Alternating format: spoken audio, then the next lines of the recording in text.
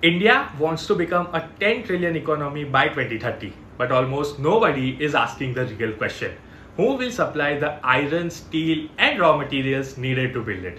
Because one company is quietly positioning itself at the center of the entire story. Welcome to episode 3 of Sunday Stocks, where we break down interesting businesses in 60 seconds. Now at first glance, this looks like just another metal company. But when you go deeper into the numbers, the scale of what they are building starts looking very different.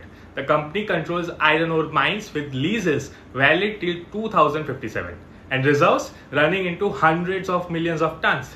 But here is where the real story begins. Most mining companies only extract ore and sell it. This company is trying to control the entire value chain: mining, pellets, sponge iron, steel production, and even dedicated slurry pipelines. And in every Sunday Stock episode, we ask one question: what's the moat? The moat here is integration at scale, because logistics is one of the biggest costs in mining and steel.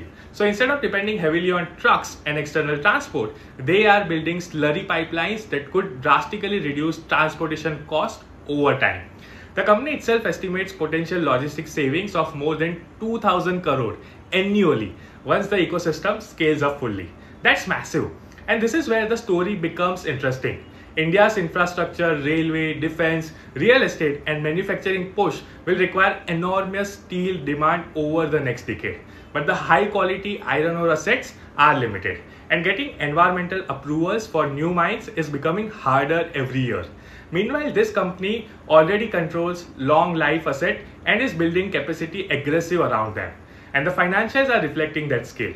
Revenue is growing at 109% CAGR from the last 5 years, and profits 139% CAGR. That's not a normal growth for a traditional commodity business. So when you look at the Lloyds Metal, don't just look at it at like another iron ore company. Look at it as a company trying to build an integrated resource and industrial platform for the India's next growth cycle. And that's what makes this business interesting. Let's meet again next Sunday to break down another interesting business.